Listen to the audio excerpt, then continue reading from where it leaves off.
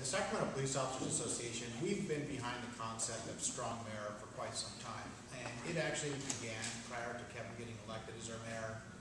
We had some real issues with the old form of government.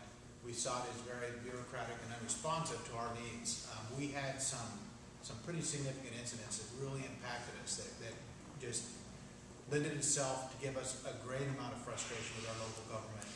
One of the incidents that happened with us was we had a chief of police here, Art Venegas, who was actually convicted in federal court of racial discrimination, and we saw the biggest exodus of well-trained officers from our department in the history of our department. And yet when we went to city council and asked them to do something about a chief that was destroying our department, they were completely unresponsive. What we saw was a lot of finger pointing and excuse from the mayor that she was only one vote on a council of 9 people. And for us, this was devastating. You know, we had almost 10% of our department, mostly our really experienced patrol officers and rank and file and our detectives, that left our agency to go to other agencies. And we've never seen that. We've always been an agency that attracted some of the best and the brightest throughout the state to come work here. So for us, that was extremely frustrating, and it really did drive home the point of how much damage an unresponsive government can do. One of the other things that's really important to us is we look at the position that Sacramento's in right now. We look back at the opportunities that we had in the last decade to give ourselves some real financial prosperity. One of the cities I like to compare us to is San Diego, because they had a very similar problem down there. And what I saw in San Diego was they took a gas lamp district that was very much like our K Street Mall area, and they really developed it. It's now a beautiful part of downtown. They built upward, which actually drew a lot of people to move into the city and live in the nice, high-level condominiums. And the whole area that they built around is just like a gemstone for the people for that whole area to go and visit and spend money and have a good time. And it just drew so much business down there. It also makes it so that the people that live down there, they shop down there. Well, the city of San Diego really prospered from that because they drew in a lot of revenue. Unfortunately, the opportunities of the earlier part of this century in Sacramento we felt were squandered. And so what we're faced with, instead of having a very prosperous downtown area that draws people in and having a tax base that we can take advantage of to take care of us, one of the public safety employee associations, now we're in a situation where we have a very large debt and we're having to deal with it, and we've been asked to make cuts, we've stepped up, we've given concessions because we wanted to work with the city, but we're still seeing it continually to get worse. And we're not seeing any action by council even now trying to fix that problem of drawing more revenue into the city of Sacramento. And the options are either we start raising the taxes on the residents of the city, which we completely disagree with, we don't want to see that, or we do something to bring more revenue into the city. When we got together with Kevin, that was one of the things that really drew him to us. You know, he seemed to understand that model. He said, I don't want to step in and see us having to raise taxes. What I'd like to see is turn Sacramento into a very prosperous city so that we will automatically have a tax base that goes up as the income levels of the city go up. And then we'll have the money to have the types of police department that we need that really can serve the citizens in the communities, the fire departments, and I'll let James talk about that, but they will be able to give themselves the adequate staffing and numbers that they need to safely go out and do what it is that they do. And so these are the type of issues that really got us behind this. So for us, it's kind of personal. You know, a lot of my friends were those that left the department back when we suffered in those really bad times. And so we want to fix that moving forward. And the best way we can see it is we want to have somebody that we can point our finger at and say, you're responsible. And if you or anybody like you ever let something like that happen to us again, we're going to make sure that we do everything we can to get you out of office, because we're just not going to put up with it. I'd be glad to answer questions or pass it over to James. Thank you.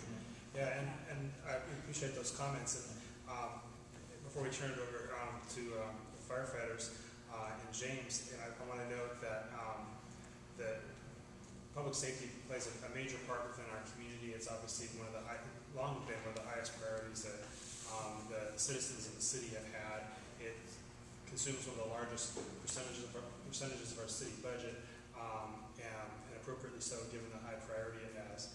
And even with the Charter Review Committee, the council appropriately saw that we needed to have some input from public safety, and I know Council Member Warren Hammond appointed Jay Wish push him to the Charter Review Committee, and he's a firefighter with the city. He's a member of Local 522, and so I know we appreciated his input to the process. And so I think we have a little bit of a different perspective. I don't know if firefighters have taken a position on any of these proposals yet, but we'd like to hear from James about what you see, also your position and the status of our governance. Well, like we said, we haven't taken an official position on this, but we're still reviewing this.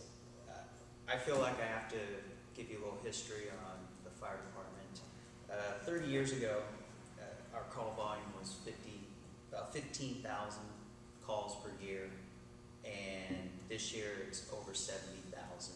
Population 30 years ago was about 250,000, and today we serve, because we serve more than just the citizens, the residents of Sacramento. We contract out with Pacific District, Fruit Ridge, and Natomas, about 525,000 people, and we have 2 less companies than we did 30 years ago.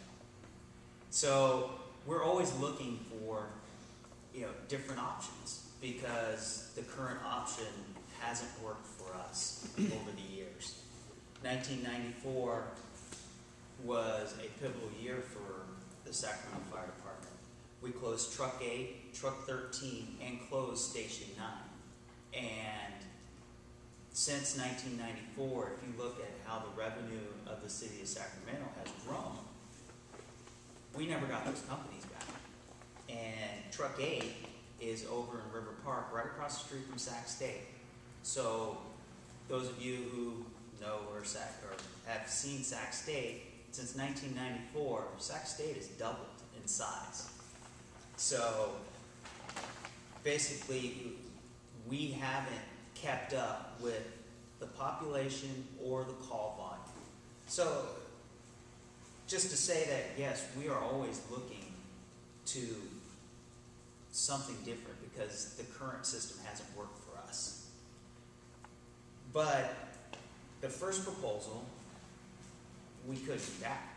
I mean, that it was too radical. There was no checks and balances.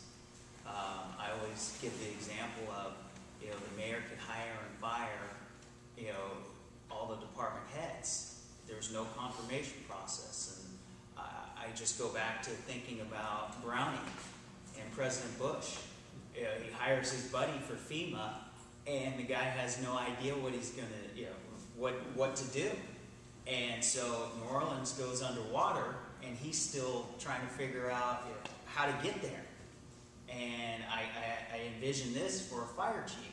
The mayor hires his buddy as a fire chief and doesn't know the first thing about it. So I had some serious problems with the first proposal. The second proposal that has come out, there's been a lot of corrections in it. There is a confirmation process, the checks and balances that are in there. So we as a local and as a fire department are examining these and are looking for some official language to take it into consideration.